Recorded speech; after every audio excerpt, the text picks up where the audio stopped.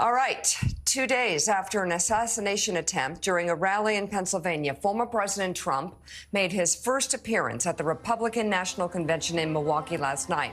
Trump's right ear was visibly bandaged as he entered the convention hall. The crowd was cheering as the former president walked out during a live rendition of Lee Greenwood's God Bless the USA.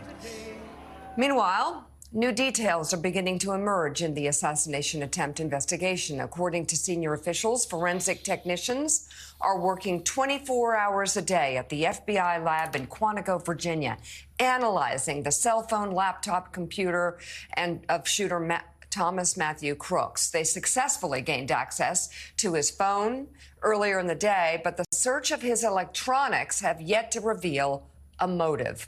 This, as we're learning, the FBI is now investigating the shooting as an act of domestic terrorism.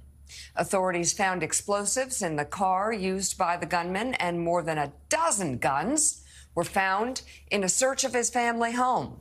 3 officials say the shooter's father called police following the shooting of Trump to say that he was worried that both his son and his AR-15 were missing. The FBI is probing whether some ammunition was bought in the days before the shooting or whether it was delivered to the home. You know, Willie, I just showing this shot right here. I mean, the overhead view of all of this is still, it doesn't, you know, the more times we see it, the more shocking it is that they actually had a building where there was a straight line between the shooter and the former president. So many things about this is so shocking, and you know, kill shot. Yeah, it was just directly ahead of it, and then you look at what happened after the shooting, how long it took them to get him covered up and protected. There are, you know, as we get further away from this, there are more and more questions about what the Secret Service was doing, not just you know, pertaining to protecting the perimeter, but also protecting the former president after the first shots rang out. Yeah, it's the question we've been asking since the immediate moments afterward. If you look at that layout in the map we just had up there, how just over a football field away from an elevated position could a 20-year-old man climb to the roof and just get a clean, open shot on the former president of the United States? It is a stunning failure. We're going to talk in some detail here about that in just a moment. But this is only by the grace of turning his head, thank goodness, is Donald Trump still alive, for the sake of his own sake, of his family, of the country, that he's still here because he turned his head. That was an open shot. And by the way, we're getting some new information here at NBC News. 4 officials telling us rally-goers alerted local police to a suspicious person near a section of the rally prior to the gunshots ringing out. Lines up with a lot of the videos we've been seeing. Local police searched for the man on foot, but were unable to find him until he was spotted on the roof of that nearby building a short time later. During the pursuit, local police told the Secret Service they were looking for a suspicious person. However, it was not clear what time the Secret Service was notified and if it was before Trump took the stage. There are some videos out there. The New York Times has one on their website right now of people while Donald Trump was speaking in the minutes before he was shot, pointing up to that rooftop and saying there's somebody up there with a gun. NBC News senior White House correspondent Kelly O'Donnell has more now on the investigation. Take a look at what happened. Though stunning and unexpected. Authorities had already considered the gunman's rooftop perch a worry. Witnesses say they spotted a threat that day.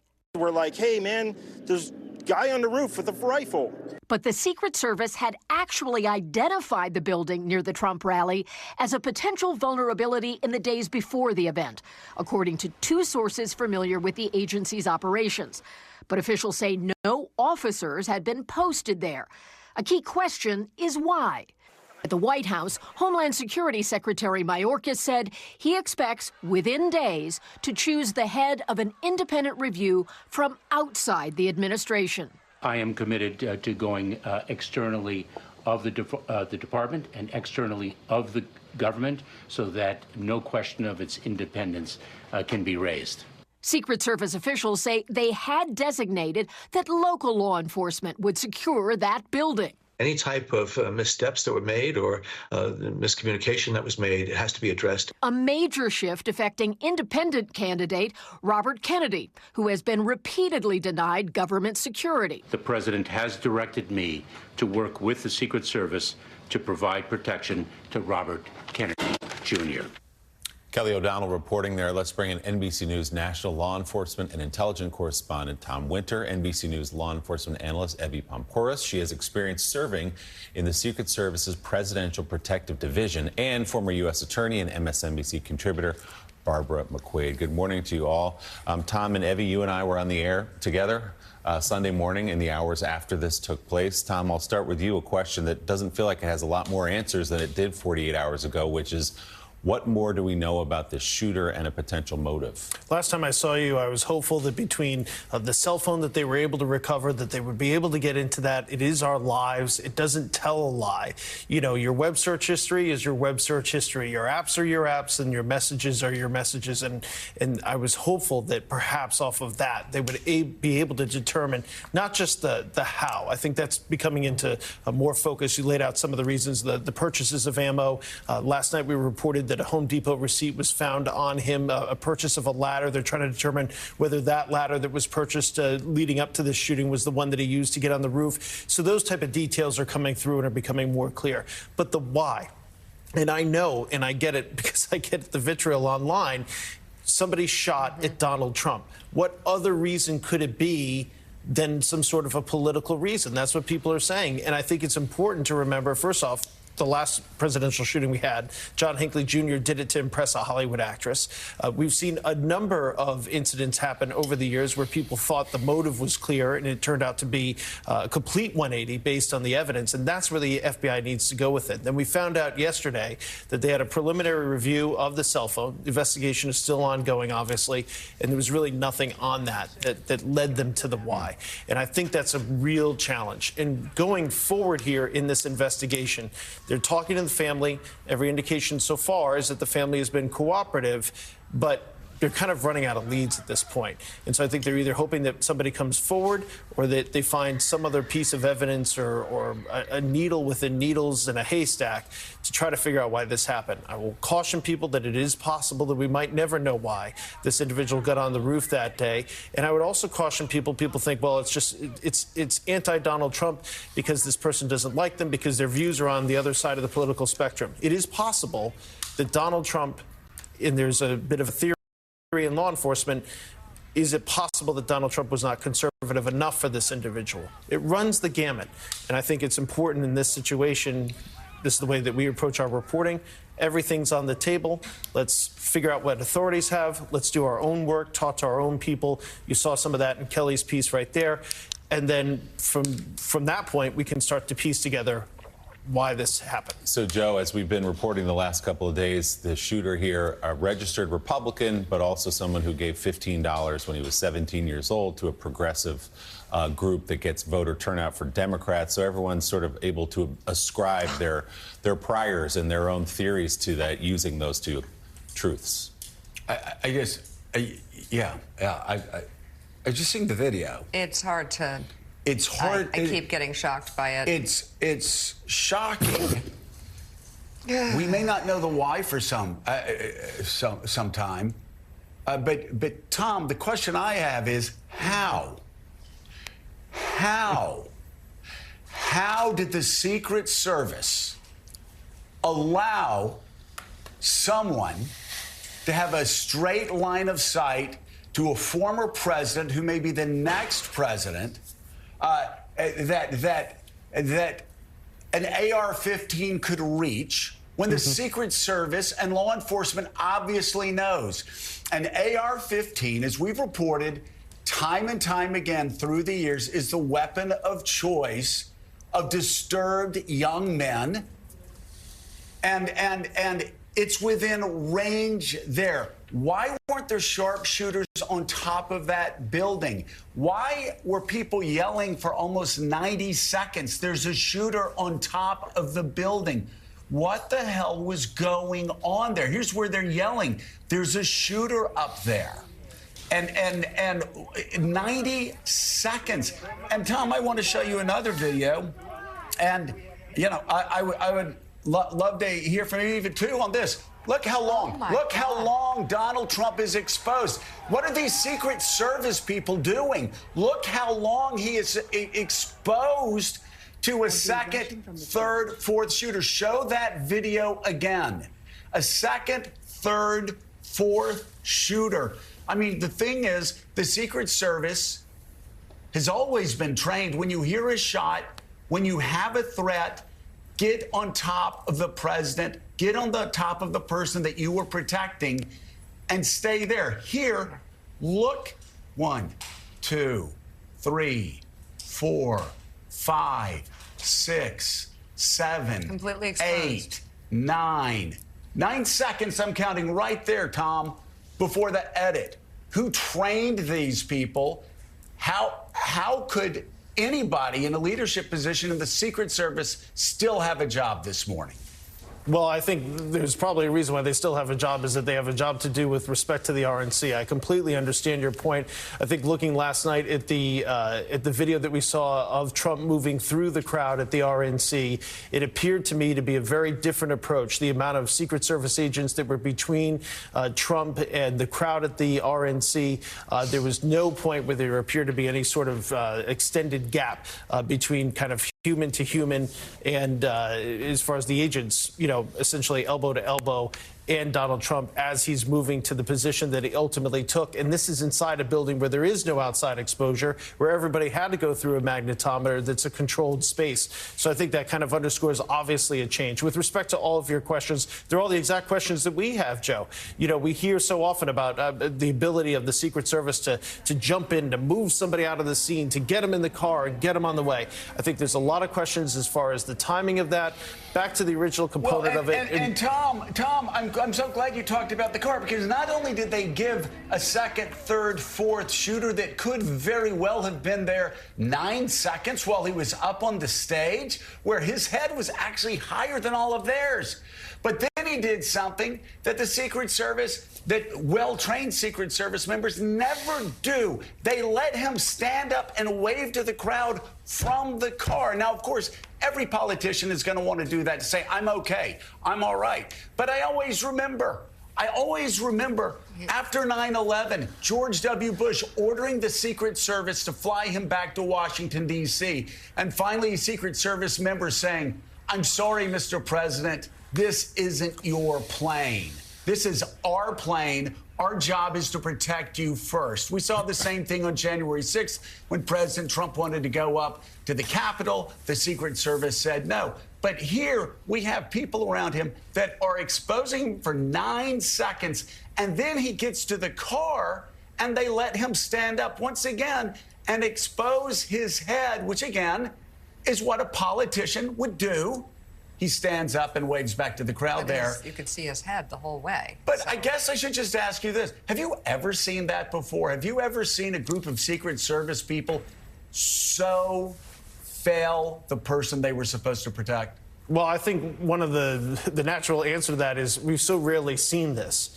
And so the question might be, is the Secret Service being adequately trained? So if you're a police officer, you're dealing with calls every single day. If you're an FBI Tom, agent... Isn't this what they train for their entire life? If you're going to protect the President of the United States. But there's a difference between... trained to do their entire life? Sure. I mean, look, there's a difference between when you're doing it in a training exercise and there's a difference when it's real life. And so I think there's going to be a lot of questions about whether or not the Secret Service is in a position. I know there are people inside the tactical community that believe should people be rotated in and out of the Secret Service, people that deal with tactical situations more often. And so should that be something where you're not just in the Secret Service, but you're getting more real world type of experience? I think of in New York City, if this incident happened in New York City, you would not only have, I would posit that this incident would not happen in New York City, but of course the resources available in Butler County, Pennsylvania are different than the NYPD's. But the people that would be doing this with the Secret Service from the NYPD are kicking in doors every single day on crimes. They're in high-risk situations all the time. And so is this a question where the Secret Service, the people that are doing this type of work, do they need to be cycled in and out of other different types of environments so there's more real-world training? I mean, the last time they actually, real-world experience, the last time they really had to deal with this was the Reagan shooting. Now, I know that people in the Secret Service are going to say, look, you have no idea the type of training that we do. We go through all these type of scenarios. We drill on it all the time, and I have no doubt about it. I think to go back to some of the original videos that you were showing there, a little bit more of my expertise and a little bit more of my reporting with respect to what happened on the roof. It is our reporting from 4 officials and my colleagues Jonathan Dienst and Julia Ainsley that, in fact, they were aware of this person. He was acting suspiciously around the magnetometers. He was acting suspiciously around the crowd. The crowd picked him out. There was a communication back to the command post. What happened there? The Secret Service has its own radio system, its own radio frequencies. It's encrypted. There's all sorts of good reasons for that. But what was the communication between local law enforcement and the Secret Service? And was the threat acted upon quickly enough? Were there also police assets that were there that they thought maybe this individual was part of the police? Or should there have been a much stronger uniformed police presence, and was it upon the Secret Service to say, hey, this area is a vulnerability. We don't have the agents to cover it. That's not necessarily our job. But we want a uniformed officer that can see another uniformed officer at every single time, and nobody gets on that property and nobody gets on that roof. Again, all questions that we're asking, all questions that'll need to be answered. It's hard to look at. But when you do look at that map, as you pointed out at the beginning of the program, it does raise serious questions, and I think that's the reason why the Secret Service is under the microscope. Okay, so Evie, you served as a Secret Service agent for 12 years. You've been on the inside. You protected President Obama, First Lady Michelle Obama. You've worked for several presidents. Let's take it in 2 parts, which is before the shooting, how this guy got on the roof. I know that was technically outside the perimeter, but as we talked about the other morning, there are only about 3 or 4 buildings there. You might want to just clear all of those buildings. That's number 1. And then number 2, the response to it. We've seen videos since then where a balloon pops, where someone says there might be a gun and a president is rushed off the stage. So you can take that first and then work backward from there, however you want to do it. But there are 2 pieces that are being questioned pretty seriously this morning. Okay. Actually, there's 3. I want to talk about the investigative element and then, you know, their tactical training. Sure. So we'll touch on that. I think let's start first with the before. He's seen, he's spotted, he appears suspicious, right? This is where communication comes in. To your point, as far as having manpower where you spread people around to verbally pass the message, that you won't be able to do. That's going to take massive manpower, but that's where, honestly, your radio comes in. Every Secret Service is notorious for the what? Speaking into your mic piece. So every site that you do, you have a security room, a command post, and you put the agent there, Secret Service, and then you also have liaisons. All the other law enforcement entities, they have their own representative in there. So let's assume we're the security room here, the command post here. I'm Secret Service. Your state police, your local police department, where it's the point where I look to you, hey, Tom, tell your guys, blah, blah, blah, blah. Hey, Rev, tell your guys this and this and this. You're passing the information. That's the whole point, so that each representative of every agency is there so you can do this real quick. Because I have my own radio frequency that I'm using. You have your own comms. You have your own comms. We're not all on the same radio. So that's going to be a question. Was there communication made? So if local law enforcement spotted this person, civilians are saying, hey, police officer so-and-so, did you see this man? That law enforcement person should have gotten on his radio. Hey, team, I'm seeing this. We're reporting this. And the indication from our reporting is that that communication did take place. So they pass that to the U.S. Secret Service. So then the U.S. Secret Service is passing it to their team. Now, I will say this. When you're at a site, you do consistently hear suspicious person. Yes. I just want to put that out there. What does that mean? What is suspicious? Now, suspicious person with a big backpack that looks like it can carry an AR-15, very different conversation on the radio. So what was put out there? Because you're not going to shut down a whole site because you hear suspicious person in a site of thousands of people. So we move next to the next part, which is he spotted on the rooftop.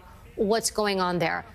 We don't know at what point. It's speculation. Did he get up there before, post up, hold? Did he get up there afterward, after Trump was on stage, and what happened there? Now, you do have your CS element. That's counter sniper response. From my understanding, there were 2 teams. If it's 2 teams, it's two-man teams. So where were they posted? Typically, they'll spread out. And what they're doing is they're always canvassing the area. Now, did the CS team spot the shooter on the rooftop? There's speculation coming in that they did see him, but maybe, and it's possible, they did not engage immediately. To engage a threat on a rooftop like that, you have to first make sure it's a threat. Just because it's a man on a roof, it doesn't mean you engage. So could they see him? Could they see his weapon? It's called CS response, where you're actually tied to the snipers. The snipers are up on the roof or wherever they are, and they will tell you, hey, Pompuris, because that's what they would call me on the radio, we see, go to grid, whatever, and we have these maps we work off, and we separate the area and these zones. Go to zone 2, whatever, the 3rd floor, here, there. We see somebody at the window. We're not able to understand what it is. Go. And then that team or that element, I would physically go and find out what's going on. So you would do that if you could not see a weapon or anything like that, because you can't engage someone who's not a threat. Maybe it's a spectator who decided to go up on the rooftop and wants to watch. You can't shoot him. Now, if they had seen the weapon, now the question comes in, again, all speculation. Did CS response get confused, perhaps, with local law enforcement? Often at these events, because of manpower issues, you will bring a local CS team. So I will say, police officer, the police department, do you have your own counter sniper teams? And they may say, yes, we have. We're going to give you ours and can use ours in conjunction with yours. That, to my understanding, hasn't been verified yet, whether local CS response was present or not. If they were, you should know where they are positioned. Everything is detailed. I mean, the amount of paperwork that you do in the U.S. Secret Service, maps, diagrams, layouts, I mean, it's done to the nth degree. So everybody knows, hey, local people, local police departments, state police, they're here, they're here, they're here. We are here, here, here, so that everybody knows where everybody is. Now, could there have been a bit of a confusion where our CS team, excuse me, U.S. Secret Service CS team says, hey, we see someone on the roof. Could that be local? And was there confusion there where they maybe weren't sure? Can I jump in for 1 second, Evie? Before we even get to all that, I think the question a lot of people watching this still have this morning is, why wasn't that building secured? I know technically, again, it was outside the perimeter, but it's 130 yards away. I mean, you would think on a farm where there's only a handful of buildings, we're not talking about Midtown Manhattan, you would lock down all those buildings, especially when there's a clear shot to the stage. 100% right. That should be secured. But I will tell you, because U.S. Secret Service resources are so finite, I mean, they fly agents. I'm in New York. I started a New York agent. I would be flown to Waco, to all over the country to fill in spots. It's costly. If I were doing that site, common practice, I would say, police department so-and-so, secure that building. It is on you. Now, you speak to them and you convey what secure means. Being a local police officer sometimes is vastly different from doing security. But I'm just telling you, you would designate it to them. Now, they, understanding what they need to do, and there might be speculation. Did they understand, not understand? I will tell you, secure building means secure building. Yeah. So did they put the manpower there? Why didn't they put somebody on the rooftop? Did somebody, you know, it's a hot, sunny day. I would hate to presume that, hey, they didn't want to put somebody on the rooftop because it's a hot, sunny day and they don't want to be overly exposed to the elements. But they had them on other rooftops so that, you know, they could do local PD. Local, not CS. CS response is used to being on those rooftops. They know what to do. So if I designate a local police department to secure it, I should be able to trust, to some degree, did they secure it? Now, as a side agent, could you have gone, and again, I don't know what the team on the ground was, because I've done outer perimeter. And when you do these assignments, your feet hurt, because I literally go from one point to another to check, is this person where they need to be? Is this person where they need to be? So also, you're going to have that element, secrets. At the end of the day, it is on Secret Service. Did you do your due diligence and make sure everybody was where they were supposed to be? So we want to get you on the aftermath we're looking at here in just a moment. But, Joe, go ahead. There's just no satisfactory answer for why that building wasn't secured. Look at this. Look. 9 seconds. 9 seconds. He's exposed to the crowd. 9 seconds. Still exposed. You're going to put your hand over his head? Look at this. 1, 2, 3, 4, 5, 6, 7, 8, 9. Get on top of him. Again, like they have done. Look at that. That's nuts. Jonathan Lemire. I'm hearing about resources, finite resources. I'm hearing that RFK Jr., his last name, Kennedy, doesn't have Secret Service. We have been, before this shooting, a nation on edge.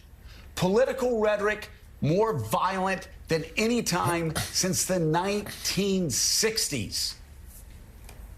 This cannot be a question of manpower.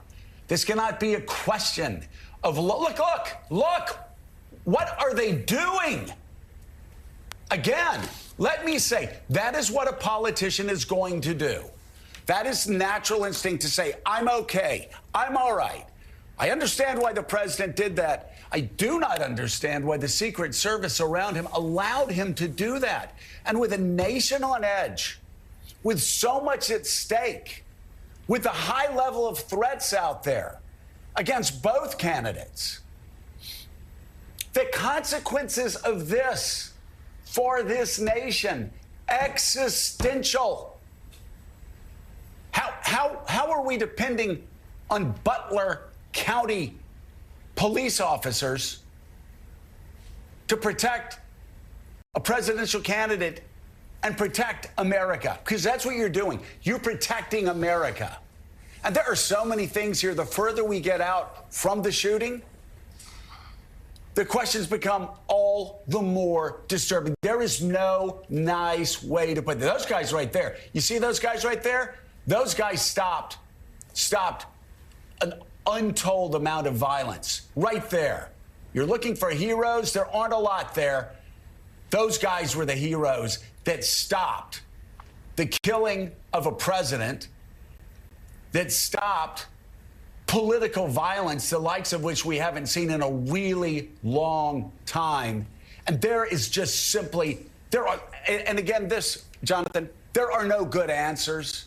They need to come up with their best answer. It is still going to be inadequate. It's still going to be terrible. The fact that there weren't snipers all on top of that building, Secret Service people or other people protecting Donald Trump, is just, again, this is just beyond shocking, beyond irresponsible.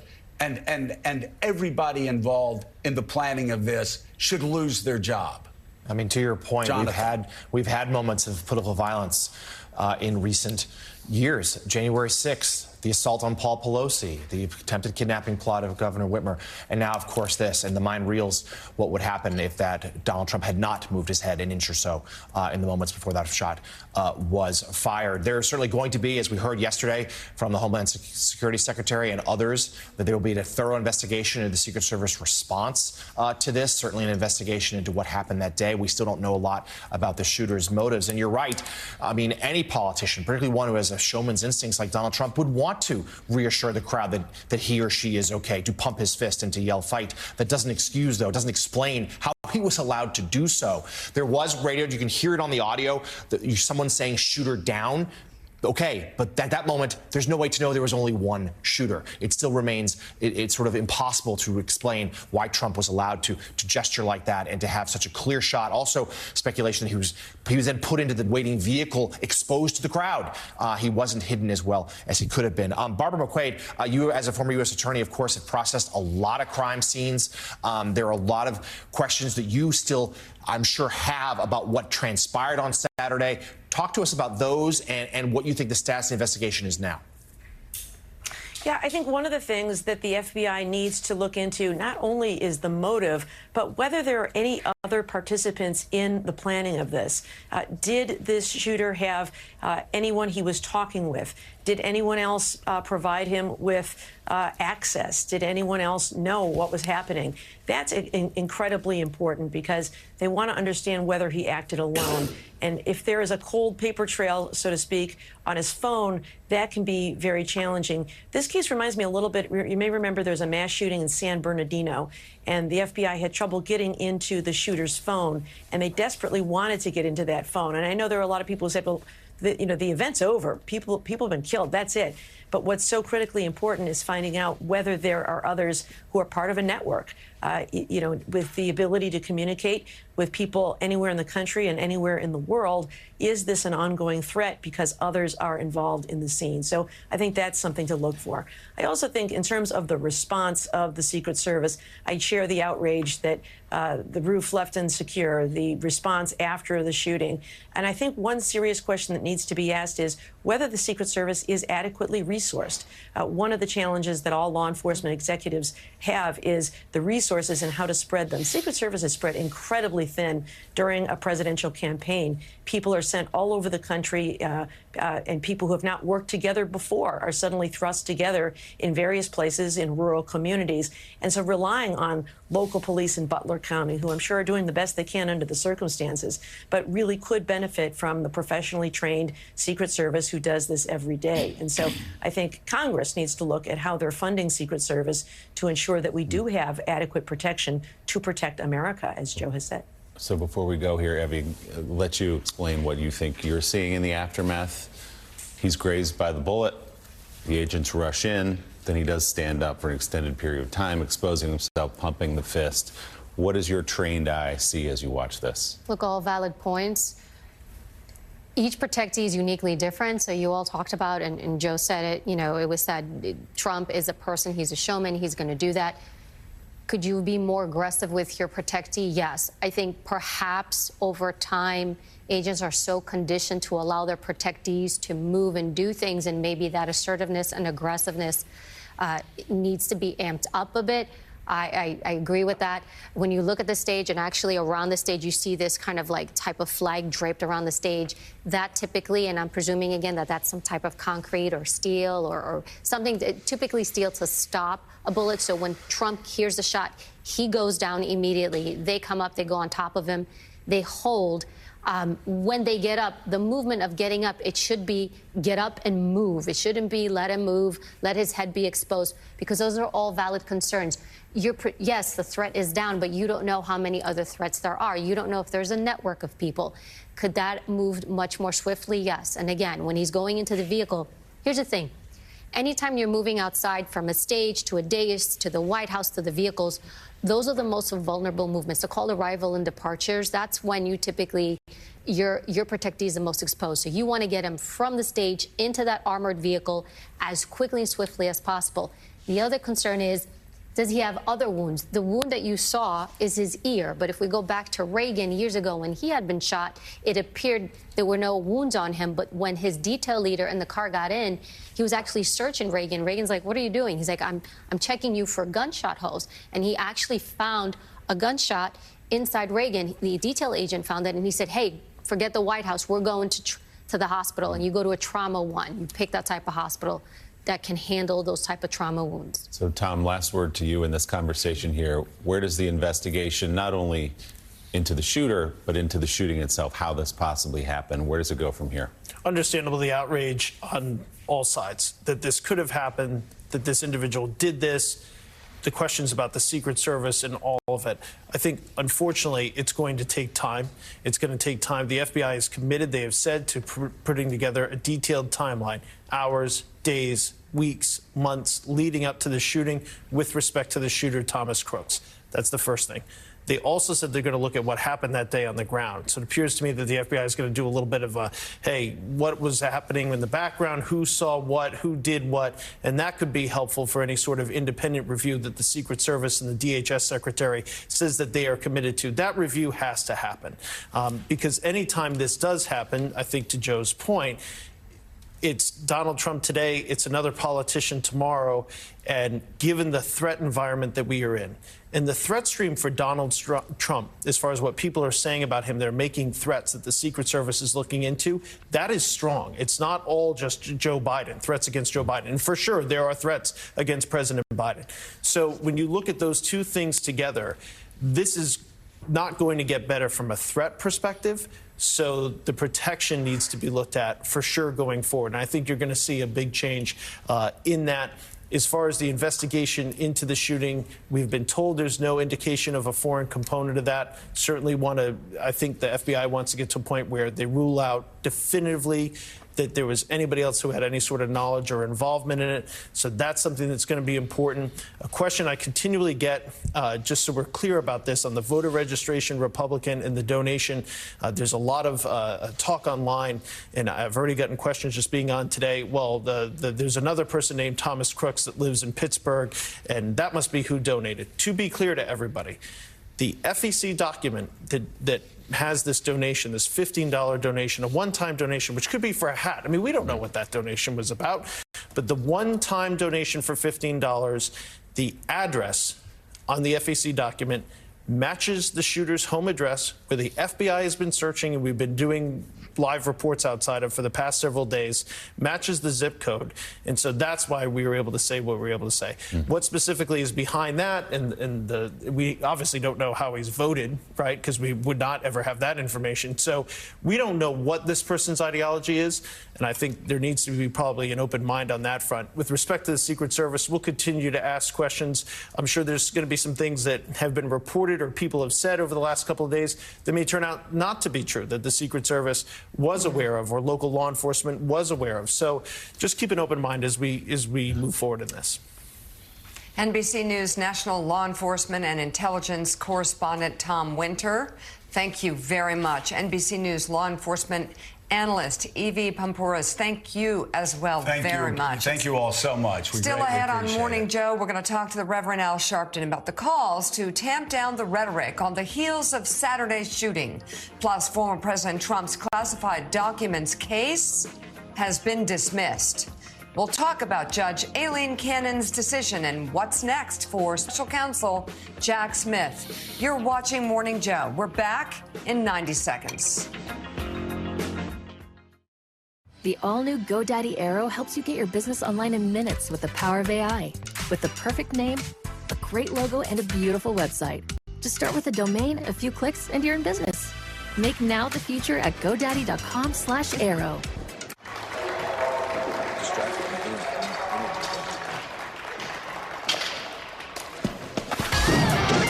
Unnecessary action hero. Unnecessary. Was that necessary? No. Neither's missing your daughter's competition to do payroll. With Paycom, employees do their own payroll, so you don't have to miss your daughter's big day. Time to shine. Get Paycom and make the unnecessary unnecessary. Someone needs to customize and save hundreds with Liberty Mutual.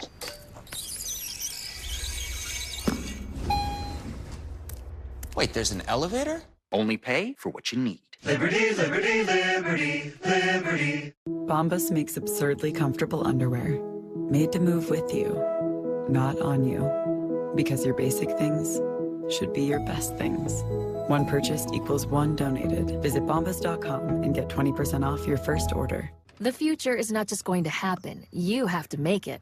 And if you want a successful business, all it takes is an idea. And now becomes a future where you grew a dream into a reality. The all-new GoDaddy Aero. Put your business online in minutes with the power of AI. Former President Donald Trump is weighing in on whether Saturday's shooting has changed him. Speaking to ABC's Jonathan Karl on the phone yesterday, Trump said, quote, "I don't like to think about that, but yes." He went on to say the incident has an impact. As for his phone call with President Biden in the wake of the shooting, Trump said their talk was very nice and that the President Biden couldn't have been nicer.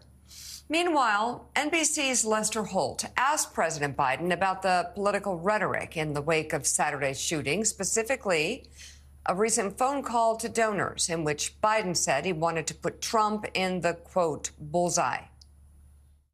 Look, the truth of the matter was, what I guess I was talking about at the time was there was very little focus on Trump's agenda. Yeah, the term is bullseye.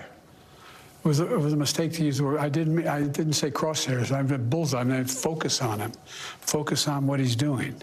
Focus on his policies. Focus on the number of lies he told in the debate. Focus. I mean, there's a whole range of things that, look, I'm not the guy that said I want to be a dictator on day one. I'm not the guy that refused to accept the outcome of the election. I'm not the guy who said that won't accept the outcome of this election automatically. You can't only love your country when you win. And so the focus was on what he's saying, and I mean, the idea. But have you taken a step back and done a little soul searching on things that you may have said that could incite people who are not balanced? Well, I don't think, look, how do you talk about the threat to democracy, which is real, when a president says things like he says? Do you just not say anything because it may incite somebody? Look, I have not engaged in that rhetoric. Now, my opponent is engaged in that rhetoric. He talks about there'll be a bloodbath if he loses, talking about how he's going to forgive all the, actually, I guess, suspend the sentences of all those who were arrested and sentenced to go to jail because of what happened in the Capitol. I'm not out there making fun of, like, remember the picture of Donald Trump when Nancy Pelosi's husband was hit with a hammer, talking about, joking about it? This doesn't sound like you're turning down the heat, though. You've talked about the... No. Look, what I'm turning down, we have to stop the whole notion that there are certain things that are contrary to our democracy that we're for. The idea of saying that I didn't win the election, when every court in the land, I don't know, 20 appeals said, and including this conservative Supreme Court, said we won. The idea of having a loyalty pledge from all the folks who are in a Republican MAGA, not all Republicans, the MAGA Republicans, saying that, no, we lost the election, inflaming the people to say, I mean... So what can you and what will you do, at least things you can control, to lower down the temperature, the rhetoric out there?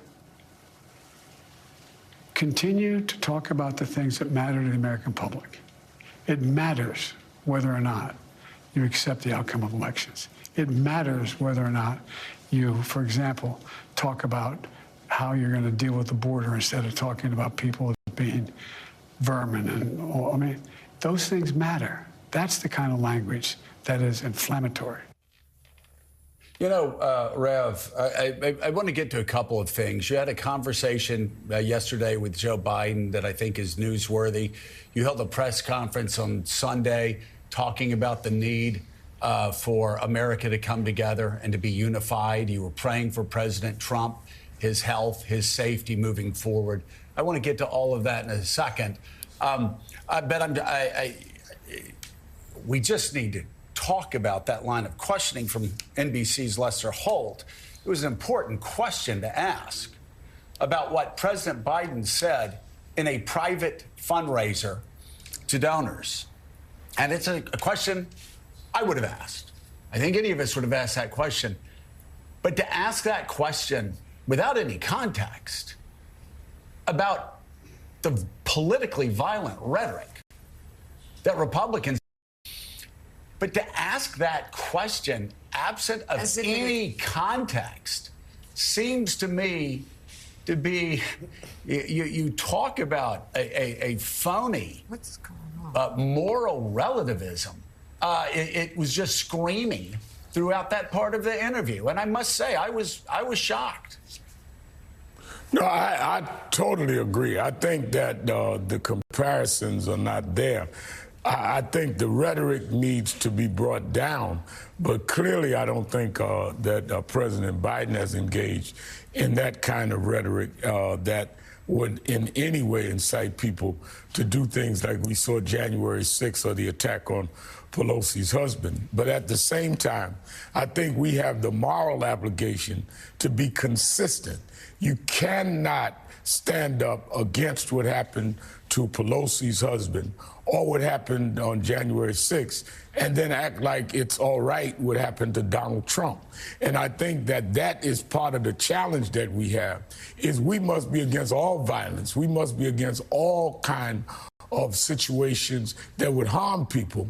Otherwise, we become like the people we're fighting. Right. You speak out against politically violent rhetoric on both sides. You speak out against violence, obviously, on all sides. And again, that's why I say it was an important question to ask, even though he said it in a private fundraiser, as opposed to standing before a crowd of Republicans and mocking Nancy Pelosi's husband, who was brutalized and almost killed. So let's move from there over to an important phone call that you got from President Biden. You know, President Biden has been saying he's staying in the race. He's staying in the race.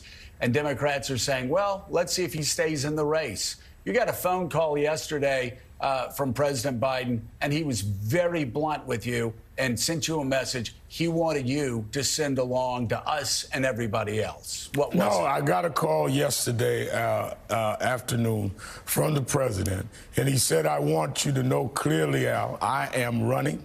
I'm not going anywhere. The things that you and I have worked together on in terms of civil rights and voting rights, I am not leaving the field until we protect them. He was very adamant, very strong, and wanted to reassure me no matter what we were hearing, he was not even thinking about not doing the end of not finishing his term in terms of his reelection and finishing another term. He said, I'm on my way to Nevada now. I'm going to continue campaigning. And I just want to be firm on that. And I think he was very sincere. Those that are speculating, and you hear rumors every day, he'll be out by the end of the week or he'll be out next week. He was making it very clear, I'm not getting out. I'm in this for the long haul. And I told him I appreciated hearing that. And I also told him that I had taken this position about all of us being morally consistent, he said, which is the right thing to do. It certainly is. And so memo to Democrats who continue to think they're going to get a brokered convention.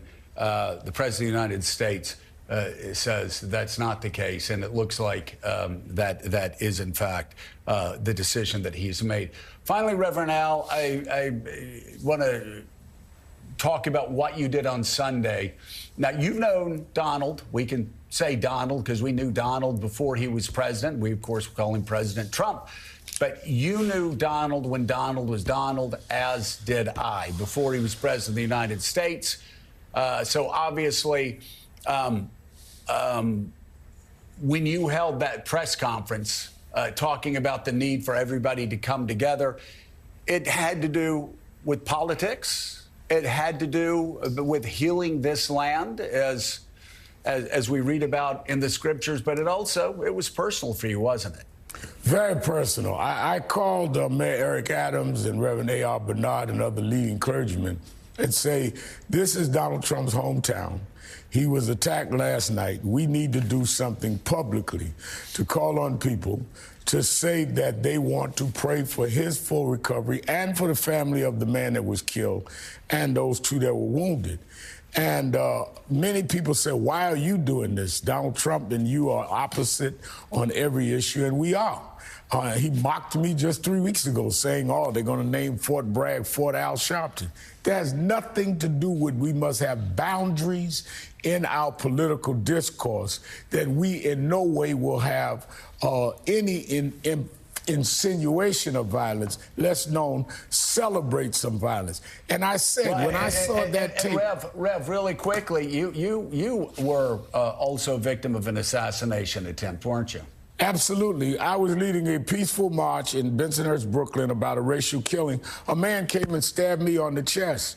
And I remember looking down. I thought the guy had brushed past me. I saw a knife. I pulled it out. And I know, when I looked at Donald Trump, I know what it is to taste your own blood. It traumatized my kids. It traumatized me. So beside all of this, we cannot see, yes, I oppose everything Donald Trump politically stands for, but I'm not going to let him turn me or anybody turn me into being insensitive for the human dignity and human rights that we fight for. And that's why Sunday was important. And we need to put boundaries on those of us in public saying, wait a minute, there's a point where we've got to stop inciting or even acting as if we're normalizing political violence. I've been a victim of that. Mr. Trump is now. I remember when I was a kid, Joe, that I saw George Wallace was shot, who was saying segregation now and forever.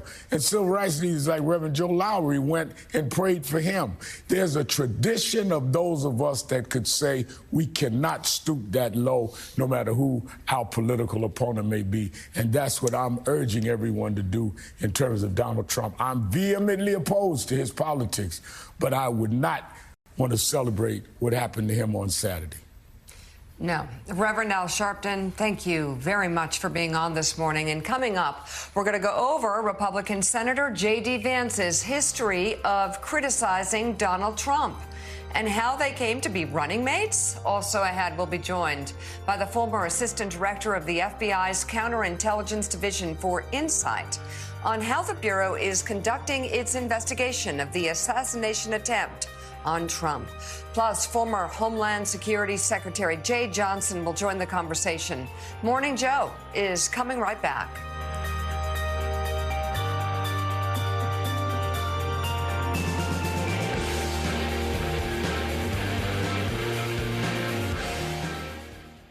Kids love summer break, but parents, well, Care.com makes it easy to find background-checked childcare that fits your summer schedule, from long-term to short notice. Give yourself a break this summer. Go to Care.com now. When you're the leader in disaster cleanup and restoration, how do you make like it never even happened happen? Let it rain, Randy! Woo! Yes! By being prepared for anything!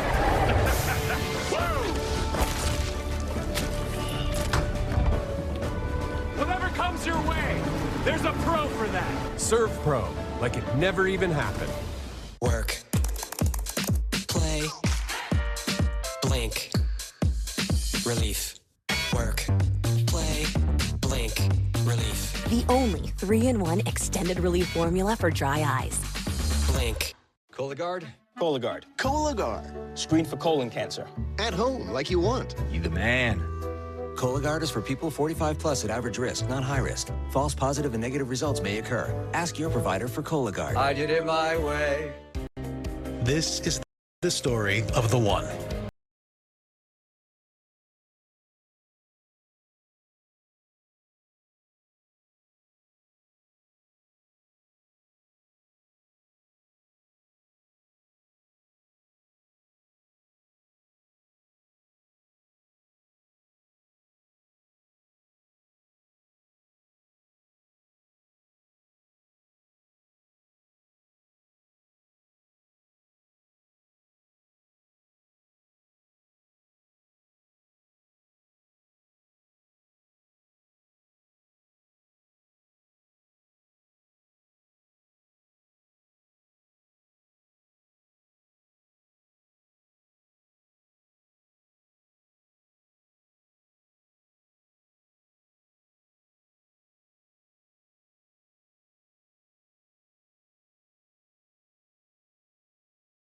Thoughtful living.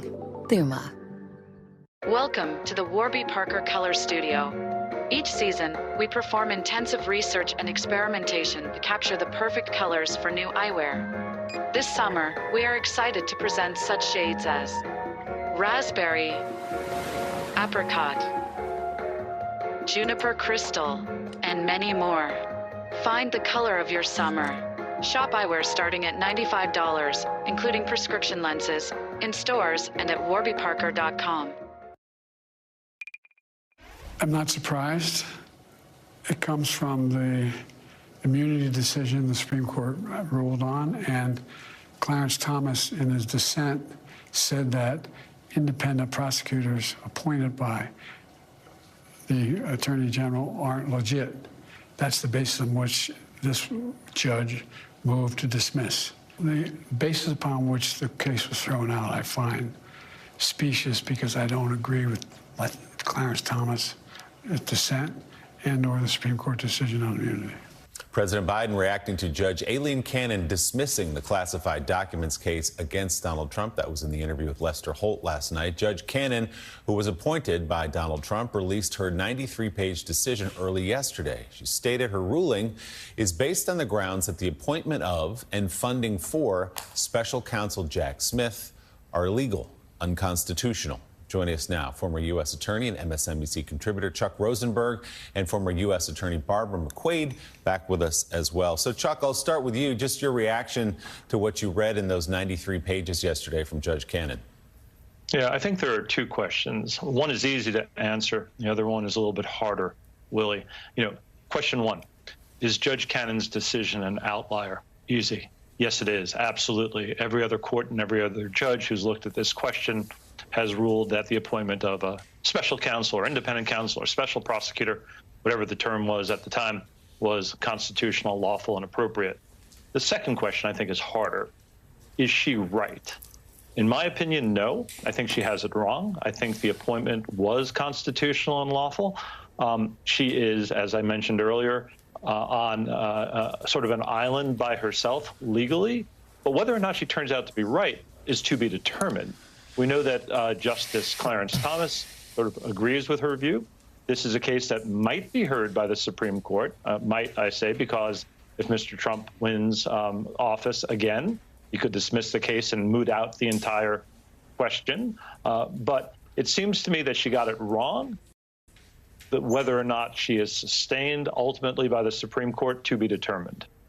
So, Chuck, obviously there's precedent for a special counsel appointed by the Justice Department from Watergate, Iran-Contra, of course, Robert Mueller in the Russia investigation. So on what grounds is Judge Cannon making this argument? Yeah, simply this. And if you were to boil the 93-page decision down to a couple of sentences, I think this would be it. That the appointment of Jack Smith was unconstitutional because he is not properly an officer in this case. In other words, that Merrick Garland, the Attorney General, doesn't have the authority to appoint someone with the plenary authority that Jack Smith has. In order for Smith to execute the duties of this office, he has to be nominated by the president, confirmed by the Senate. So the appointment was unconstitutional and improper. Barbara McQuade, is certainly a remarkable moment here for the former president when the 4 cases were brought against him. This one was perceived by most legal experts as one that was, frankly, a slam dunk. The classified documents were found in his bathroom. And yet, here we are, where that case, at this moment anyway, does not exist. So give us your reaction to what happened yesterday and where we could go from here in terms of an appeal and its timing.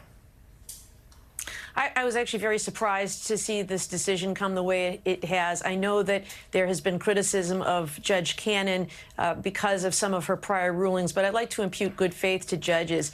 But in this